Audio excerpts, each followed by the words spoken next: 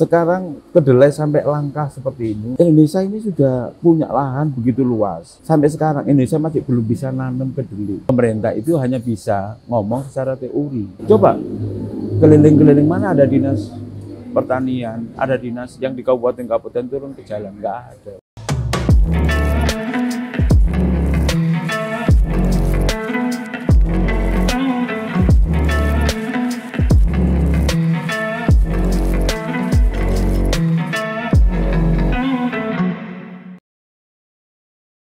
Assalamualaikum warahmatullahi wabarakatuh. Sahabat Singkong dan Kopi, podcast dari Jatim News Media. Alhamdulillah, wa syukurillah, alhamdulillah, wa nikmatillah, kita bertemu kembali. Biasanya kita ketemu di studio, kali ini kita berada di Prapen Kopi, tepatnya di Jalan Prapen. Tempat nongkrongnya anak muda, tempat nongkrongnya para milenial, tapi kita yang tua-tua juga bisa nongkrong nih ya. Iya, gahwa kopinya dan yang lainnya enak. Kali ini saya tadi siang ditelepon dulur saya namanya Cak Huda. Ji, ya apa Ji, ono masalah begini-begini. Saya tergutik, akhirnya beliau saya undang. Assalamualaikum Cak Huda. Waalaikumsalam. Masya Allah, angel temunan ya. Iya. Sahabat Singkong dan Kopi, hari ini kita bicara santai, ringan, tapi bermanfaat. Yang jelas, beliau adalah di Kadin, beliau juga di HKTI. Yang ingin kami sampaikan tentunya adalah bagaimana nasib petani kita, bagaimana nasib pedagang kita. Seperti hari ini tadi kami juga membicarakan tentang persoalan kedelai. Cak Huda, Ya. kutuwani buka ini. Oh iya. Harus buka-bukaan. Buka-buka. Iya.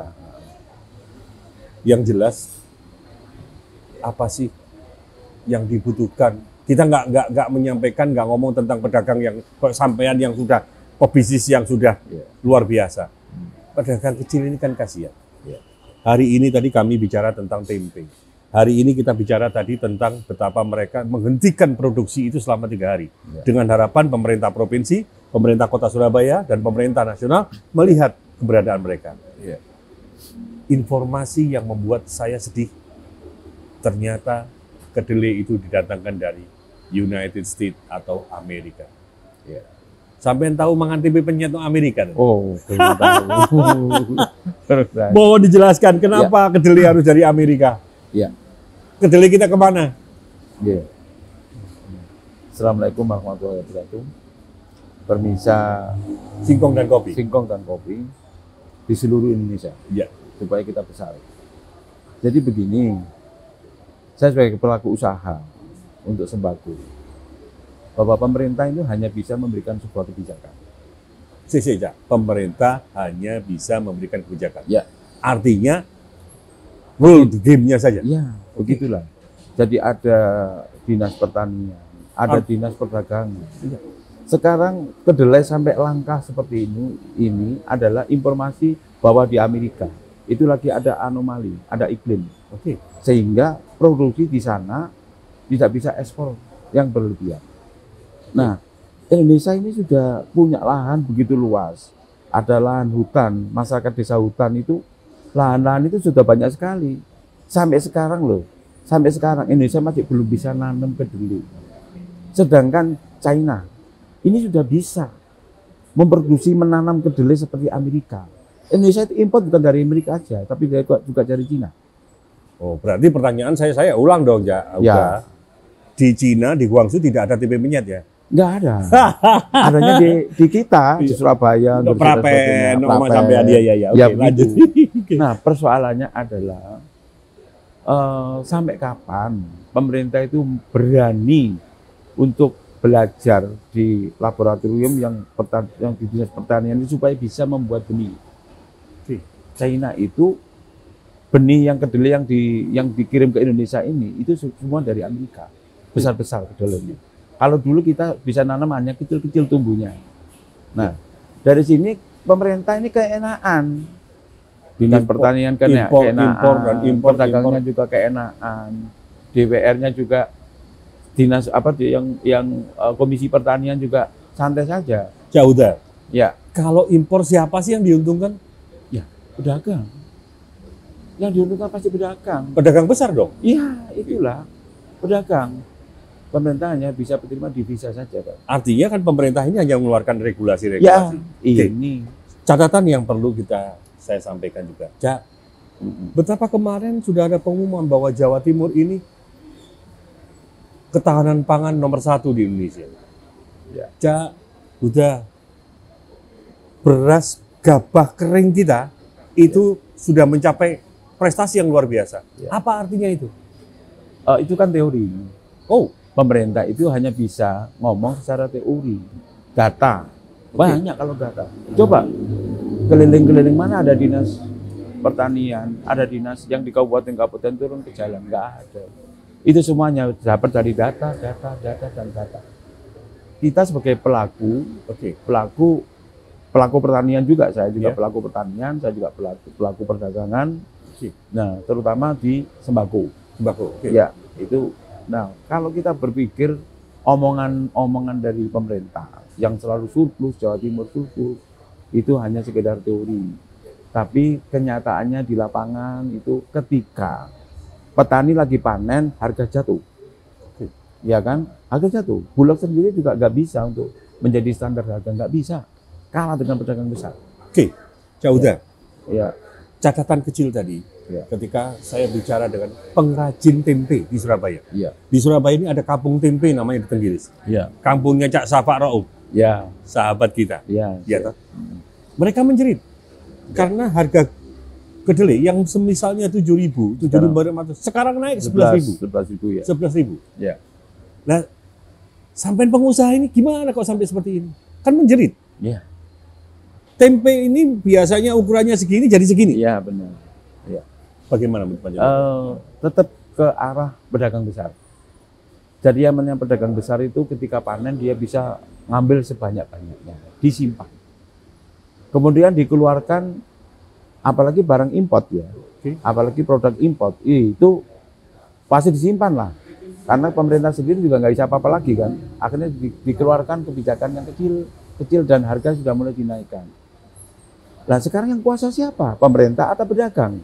Pedagang besar saya bicara ya, jangan pedagang kecil, pedagang besar yang artinya punya kembali rakyat menjadi korban. Ya, itu pastinya begitu. Tadi kita bicara tempe. Ya. Sekarang saya ingin tanya sembako. Cak, di YouTube kita, TikTok kita, banyak kita lihat warga masyarakat antri. Ya. Bahkan yang nggak masuk akal, ketika beli minyak 1 liter saja, minyak goreng nih, harus pembelian 25.000 minimal. Ya. Kemana minyak goreng kita? Nah, bicara soal minyak goreng. Minyak goreng Indonesia itu kan ladang sawit, ladang kelapa, pertaniannya. Ada di sini minyak yang dari kelapa ini nggak dijual, malah diekspor. Oh, diekspor. Ada itu. Pabrik coconut oil ini? Iya, diekspor. Nah, kemudian untuk yang sawit, ya Surabaya ini ada berapa industri untuk minyak. Di Gresik apalagi besar sekali. Minyak curah gitu ya? Minyak kemasan. Minyak kemasan. Minyak curah sekarang sudah sedikit. Minyak kemasan itu sudah banyak pabrik-pabrik, terutama di Surabaya sama di Gresik itu melimpah. Berapa hektar itu? 500 hektar lebih reklamasi pantai itu untuk dibangun sebuah pabrik. Kan sudah ditetapkan oleh pemerintah provinsi kita 14.000. Ya. Ya. Ada barangnya, ada harganya. Ya. Atau ada harganya, nggak ada barangnya. Ya. Yang itu. Jadi yang harga yang ditetapkan pemerintah 14.000 itu tadi adalah itu sebuah angka angka yang diflorkan ke masyarakat. Sama dengan tadi data tadi. Data tadi, bahasanya data. Sekarang ada di supermarket itu cuma 5 karton yang disiapkan untuk masyarakat. 5 karton itu cuma berapa? Gak sampai 100 botol. Yang beli 200 orang? Yang beli lebih dari 200 orang. Ngantri lagi? Ngantri lagi. Nah, anehnya, yang beli itu orang-orang itu saja. Karena orang sebagai rumah tangga menengah ke atas sudah malas lah antri. Lah mestinya pemerintah itu bicara bahwa katakan ini disalurkan ke toko-toko besar. Di jam yang sama, seperti pemilu itu. Jam 10 dibuka, ini harga sembako murah, subsidi pemerintah. harga 14.000 minyak Operasi misalkan. pasar misalnya. Nah itu disamakan jamnya. Jadi yang beli itu bukan orang-orang itu yang keliling sana keliling sini dimanfaatkan. Sebentar Cak Uda. Ya. Sahabat Singkong dan Kopi, terutama emak-emak, Ya. emakku, emakmu, dan emak kita semua yang berurusan dengan Ya. kedelai, yang berurusan dengan minyak tanah, kembali kita bermasalah. Ya. Cak, Mas Uda, Ya, siap. kenapa sih menjelang Ramadan masalah, Ya, menjelang tutup tahun masalah? benar. Apa yang terjadi sebenarnya? Ya, masyarakat Indonesia khususnya Jawa Timur ini, kita bicara Jawa Timur, bahwa keberadaan untuk setiap akhir tahun atau awal puasa, ini semua masyarakat ini lagi mau membuat kue, membuat parcel, semuanya itu tiga atau 4 kali lipat dari kebutuhan biasa berhari-hari. Berarti sebentar lagi tepung harus Ya. dibutuhkan. Hilang lagi nih. Oh, kalau tepung masih ada. Tepung masih ada, gula masih ada, tapi harganya sudah mulai naik. Harga sudah mulai naik loh gula. Oke. Tepung juga sudah mulai naik, bawang putih, baik cutting maupun yang biasa juga sudah mulai merangkak ini. Karena saya sudah keliling di Pabean. Oke. Saya sudah keliling di Pabean dan saya langsung belusukan di sana. Saya beli itu.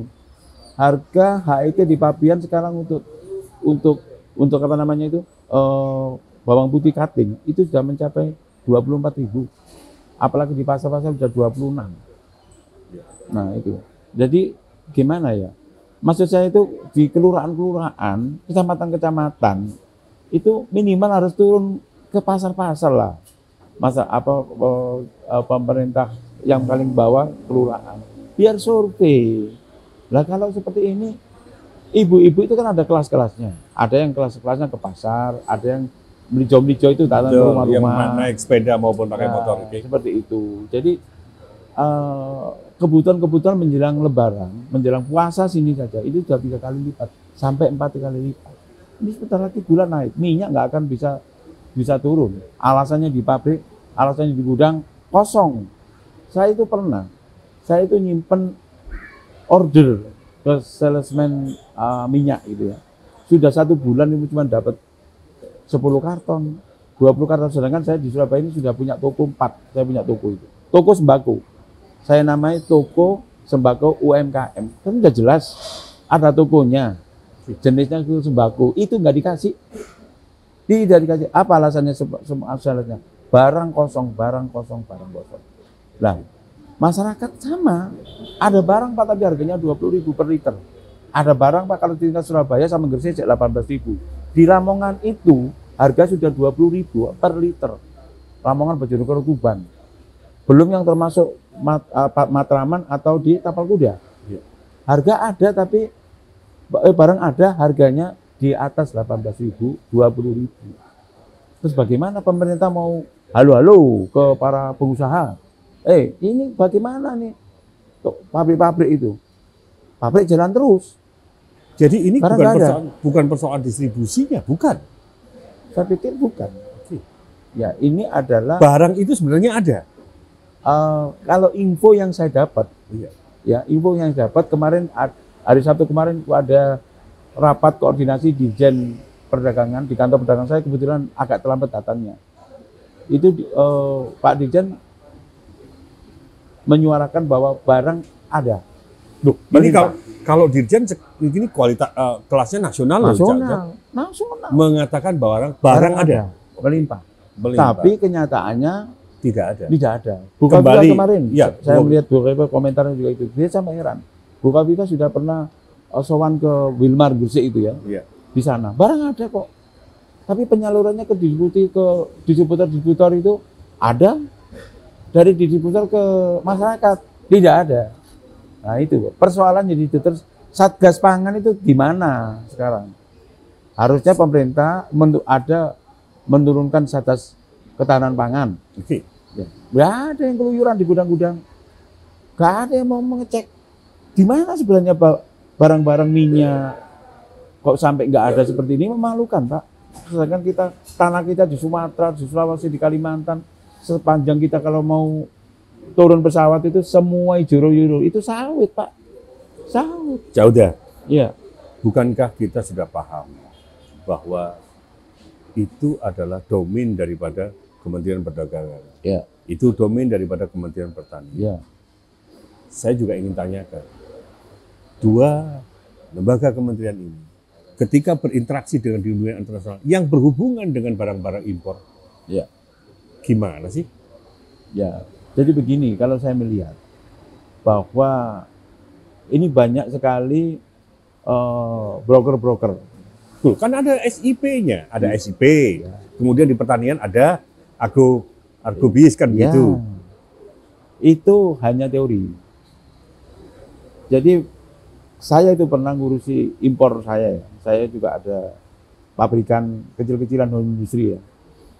Itu biasanya yang mengatur regulasi di dalam kementerian, baik itu Kementerian Industri, Kementerian Perdagangan maupun Pertanian. Kalau ini kalau ketahanan pangan tentunya pertanian sama perdagangan. Iya. Nah, di situ itu banyak pengirim proposal, terutama pengusaha besar. Tapi kan sebelumnya untuk minta jatah kuota. Nah, saya katakan kuota itu. Ya. Ketika kuota itu sudah ditetapkan, kan sudah dibagi. Ya. Dan jangan lupa loh, ketika kita mengimpor bawang putih, Ya. harus ada persyaratan di Kementerian Pertanian yang harus dipenuhi. Iya. Contoh, reboisasi lahan, Ya. kemudian pernyataan dengan petani. Iya. Sejauh ini HKTI-nya sampean ini gimana ini? Ya. Mengawasi itu dan Jadi, termasuk berkoordinasi. Organisasi pertanian Iya. apapun, Iya. ya organisasi yang berhubungan dengan pertanian, organisasi banyak, bukan HKTI saja ya. Ada kelompok tani, ada macam-macam. Kita itu sebagai kontrol, tapi kebijakan ormas HKTI itu nggak bisa untuk menyampaikan ke pemerintah, karena pemerintah sendiri itu sudah kewalahan proposal atau order dari para pengusahanya. Jadi kami membentuk ormas, membentuk LSM apapun namanya. Kalau sudah berhubungan dengan pedagang besar, itu suara kita nggak mampu bisa bersuara. Ya. Contohnya mereka minta kuota, ya kan? Oh, kuota bawang 10.000 ya. ton misalnya. Kalau kuota, kalau untuk tingkat kementerian itu biasa ratusan ribu. Oke. Ya, katakan bawang putih jutaan. Oke, prosesnya ke Kementerian Pertanian Ya. dulu. Ya, sama perdagangan. Ya, terus kemudian dilanjutkan ke Kementerian Perdagangan. Ya. Kalau approve, SIP keluar. Artinya bahwa ini kan juga ada regulasi-regulasi. Ya. Seperti yang saya sampaikan tadi. Ya. Bahwa regulasi ketika itu dimintakan di pertanian itu batasannya sekian. Kemudian harus ada yang seperti saya sampaikan tadi. Ya. Bagaimana dengan penanaman kembali segala macam. Ya. Nah, siapa sih yang mengendalikan ini? Yang mengendalikan ini ya pedagang besar, Pak. Pemerintah nggak bisa apa-apa. Sekarang contoh saja, pemerintah sudah mengeluarkan kuota impor. Apakah barang yang sudah masuk ke Indonesia itu dicek? Nggak ada yang dicek, masuk gudang, blang semuanya. Se-Indonesia, Jakarta, Semarang, Surabaya, gudang yang gede-gede loh, Pak. Iya, maksudnya artinya kan barang itu ada berarti di gudang mereka. Ya. Mereka akan menunggu momen untuk mereka akan melepas. Benar itu. Dengan high ya. price tadi. Benar. Itu kenyataannya.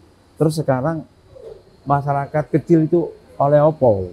Masyarakat kita ini hanya menerima harga-harga yang sudah di upping plus setinggi mungkin. Di top up seperti itu. Yes. Oke. Panjenengan mengatakan tadi sebagai pedagang. Ya. Tentunya ada dong asosiasi pedagang ini. Menyuarakan bagaimana? Tidak ada. Jadi asosiasi pedagang dan lain-lain itu kurang greget ya. Karena apa? Organisasi itu rata-rata, Pak, tidak punya pengalaman di pertanian. Ya, tidak punya pengalaman di perdagangan. Tapi dia hanya perkoncoan. Artinya, ini ada organisasi pertanian katakan. Sing dadi itu rata-rata, kalau sekarang kan Pak Muldoko yang jadi ketua umum HKTI. Terus kemudian di Jawa Timur seorang bupati sekarang ya yang jadi ketua HKTI Jawa Timur. Nah, mana ada tokoh-tokoh masyarakat atau tokoh-tokoh organisasi yang bisa menyuarakan dengan menjeritnya harga minyak, menjadikan kedelai? Nggak ada. Hanya teori saja yang dia pegang. Iya. Capek sebenarnya mikirin ini. Iya. Karena apa? Itu tadi kita akan bicara masalah minyak goreng, kedelai. Iya. Belum lagi yang sangat dibutuhkan petani. Apa itu? Pupuk. Pupuk. Oke. Piye, Cak?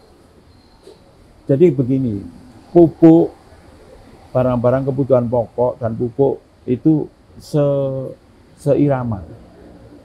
Sekarang pupuk dikendalikan, ada petrokimia, ada Pusri yang bersubsidi, ada Kalimantan Timur. Nah, pembagiannya itu kalau dulu ada distributor. Sekarang yang menerima pupuk bersubsidi itu harus punya kartu tani. Ya. Gapoktannya. Gapoktan harus Oke. punya kartu itu. Tetapi luas pertanian kita itu lebih luas daripada pupuk yang diedarkan ke masyarakat yang sudi itu. Udah. Ya.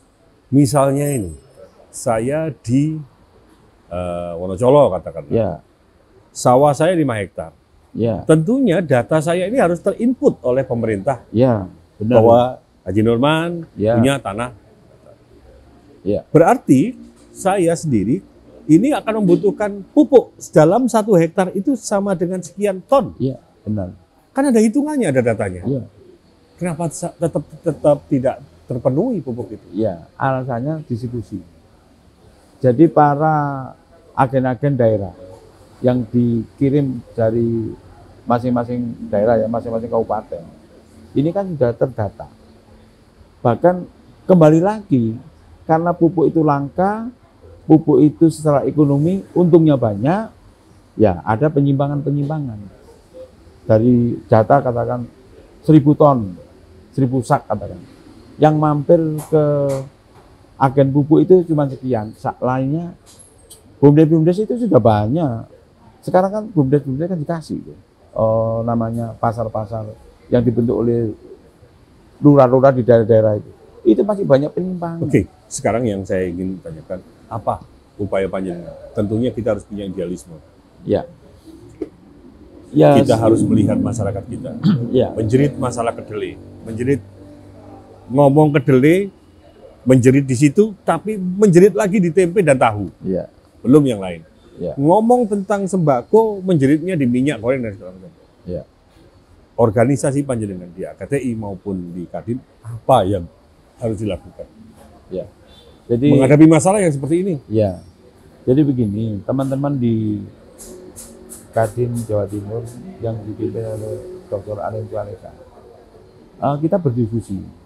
Di situ juga ada kelompok ibu-ibu Aisyah Muhammadiyah ya, ada kelompok ibu-ibu pengajian.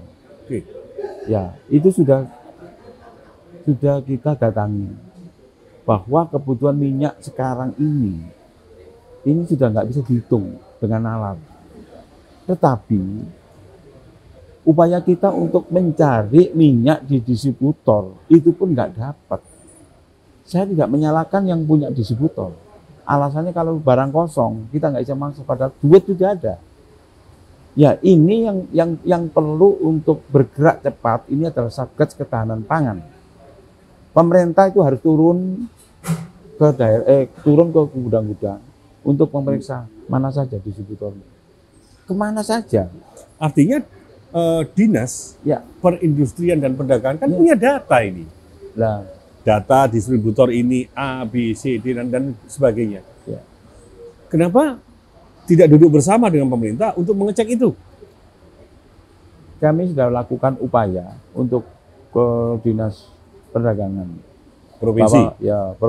sementara si kota Surabaya kemarin. Oke. Masih kota Surabaya kebetulan ada ini kan, ada rapat koordinasi ketahanan pangan.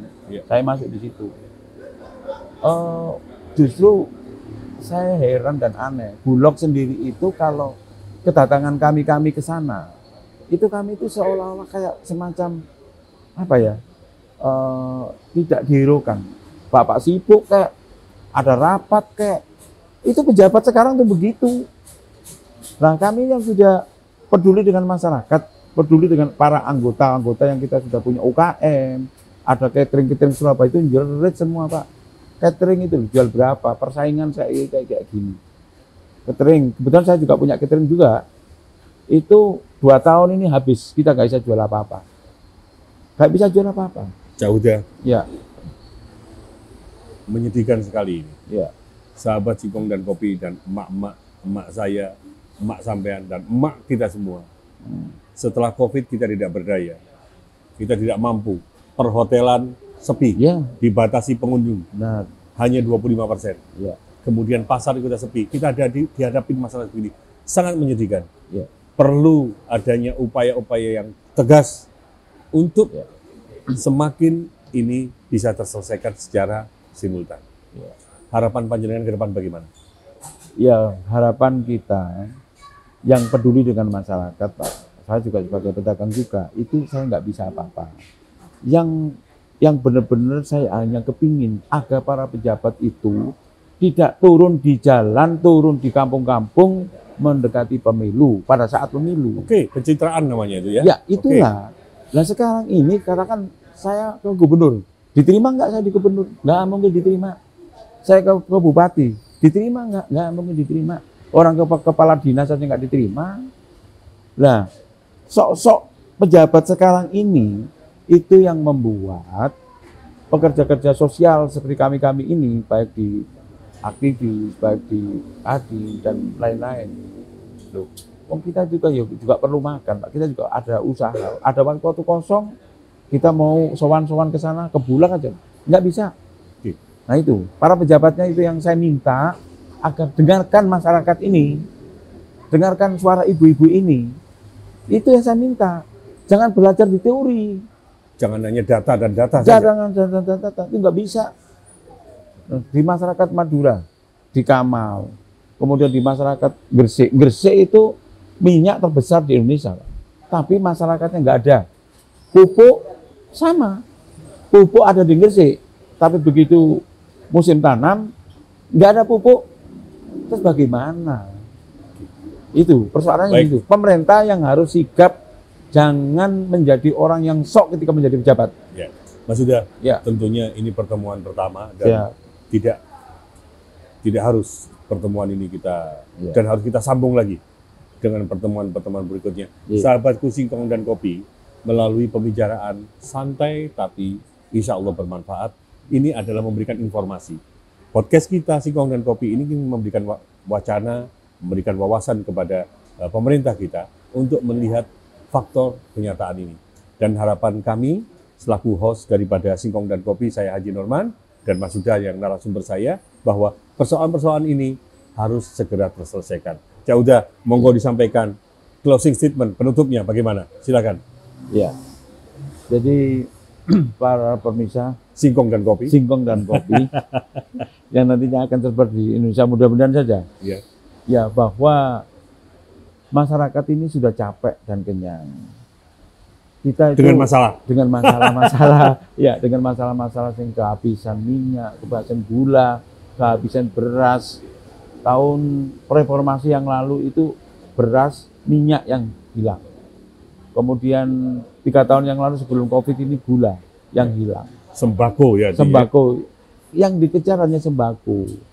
Jadi gini, pejabat-pejabat yang menangani ketahanan pangan, baik itu dari Biro Perekonomian, dari Perdagangan maupun dari Bulog sendiri, itu tolonglah, gudang-gudang Bulog itu masih rusak sampai gak karu-karuan, Pak. Itu keluarkanlah, kasih keluar kepada masyarakat itu. Para pejabat jangan mentang-mentang duduk di belakang meja gaji dari negara, ditemui ada orang-orang yang mau bertemu beliau akan sangat susah sekali.